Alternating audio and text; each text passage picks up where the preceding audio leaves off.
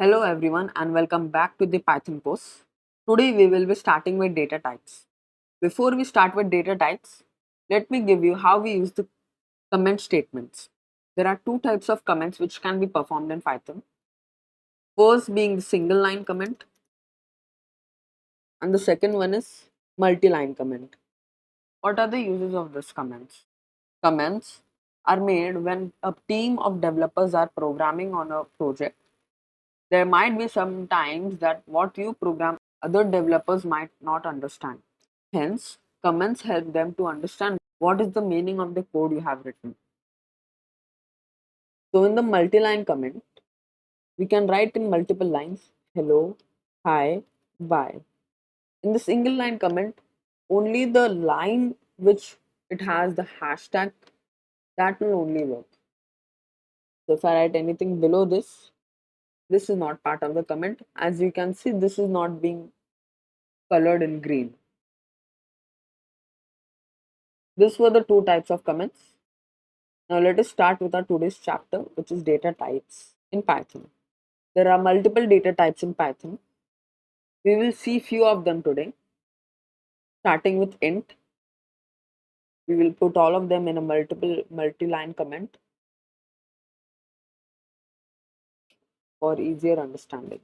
We'll start with int, standing for integer. Some example of them are 1, 2, 40, 100, and many more.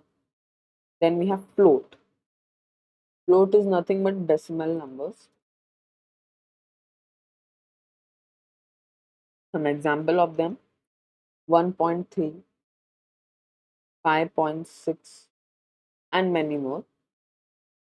Then we have str, standing for string, which means normal English.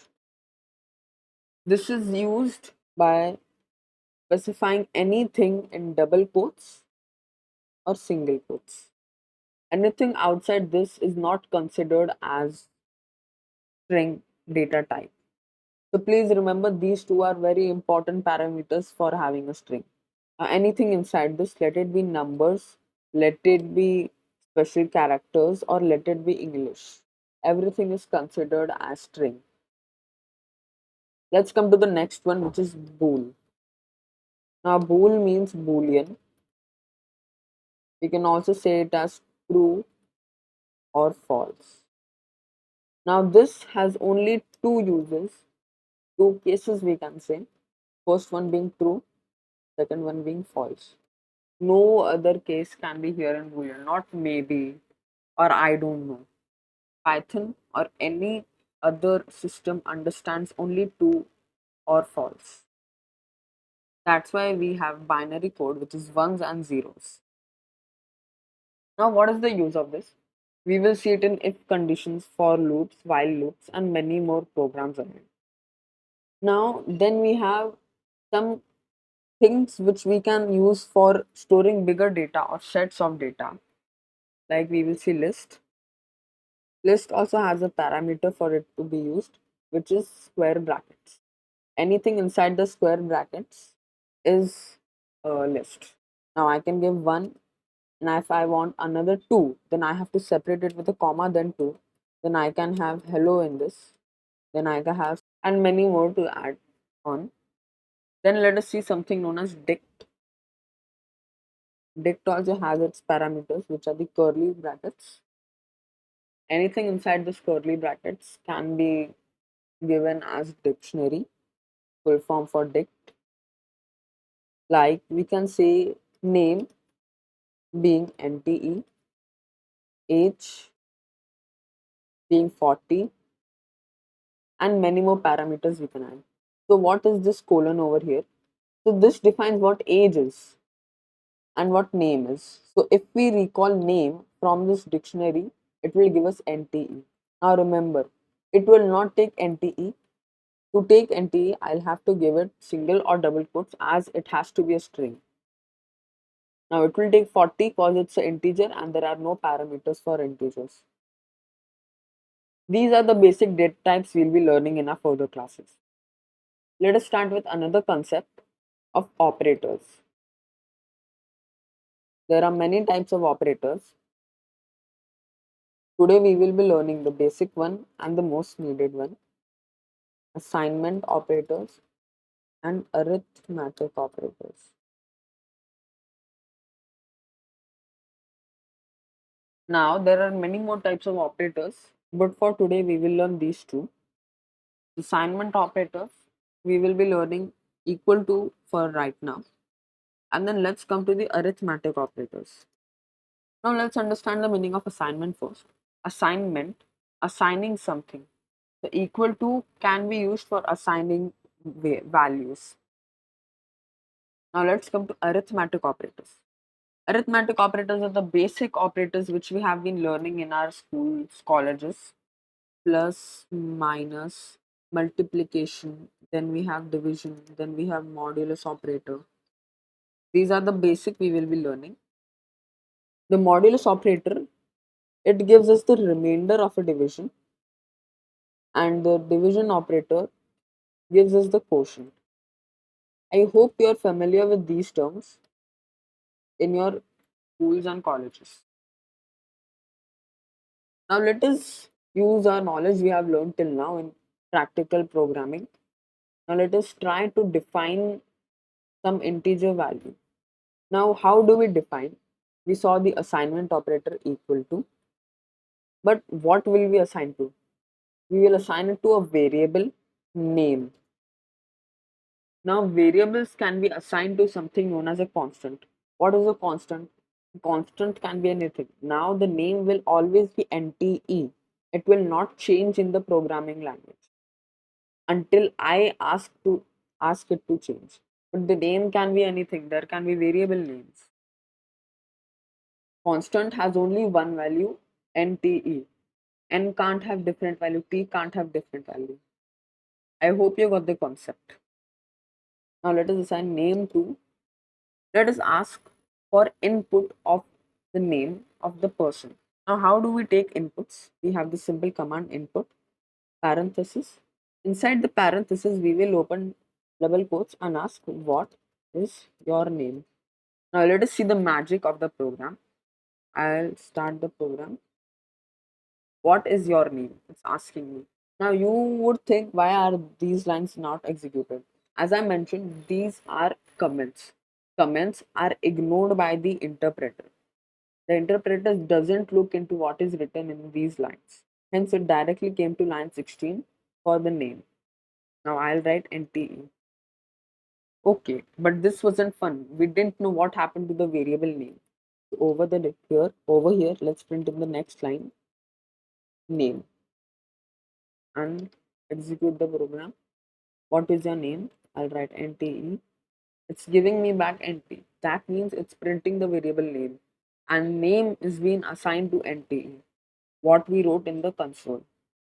Till here, I hope it is clear. Now, this was name. What is the type of name? Like, how can we confirm that name is a string value? So we can do print. What do we want to print? We want to print type. Type of what? Name. So type returns what is the data type of name. Let us see. We'll put NTE. See, it's giving me str. We knew here str is string. Now you would say that you haven't put it in double or single quotes. Yes. In the terminal, I do not need to put it in double or single quotes. Python is smart enough to understand, is it a name, is it a string, integer, float, boolean, list, or dictionary. This is another good feature of Python. Now let us go with age as well. Age, we will have the same function. What is your age? Then we will print out age. Then we will see the type of age. Now this is name and age. Now let us take this in a dictionary to understand the concept of dictionary better. So I can do dictionary 1 equal to, now to define a dictionary, I do not need to write dict over here. Python is smart enough, as already told. We'll directly open it with the curly braces and I'll write name is to name. Now over here I need to give it quotes. So the way, so over here name is name. Now what is name? The path. Now what will happen when we run this line number 22? It will see dictionary 1. It will open a slot for dictionary 1. It will see, okay, in dictionary 1 there is a field name. Now what is the name assigned to? Name. Now name is this name. Over here this name variable. That's why we haven't put single or double quotes over here, or this is a variable. This is not a string value. It's a variable which stores a string value. Now let's add another quote. Let's add age. Now for age we have age, small a over here, this. Do not get confused with the names. Understand what I am trying to tell. Let us run this program and then you'll have a clear vision for it. Now the comments will not get run. It will run from this line. We will provide a value. Now see, let us try to understand what's happening in the program. Name, input, what is your name? We will give the input as NTE. Then it will print out name. What will it print out? NTE. And what type it should print out? We saw that Python is smart enough to understand. So it will print out str string. Then again, it will ask age. We will give a random number 40. Python will take this as string, as anything printed or taken in from the kernel is a string. Then we will see what is the dictionary. Now let us see the type of dictionary as well. We will do print type dictionary underscore one. Then I'll close this over here. Now let us run this. I will print out NTE. It give me string. Now 40, it should give me string. Now see, name NTE, age 40, and this is a class dict. We saw over here dict. We use the same parameters, curly brackets. Over here, everything is working as taught. I hope this concept is clear to you. You can figure out more things on it. Next time, we will be having practicals with arithmetic operators and relational operators. Until then, have a good day. Thanks for watching. Please do like and subscribe to our channel.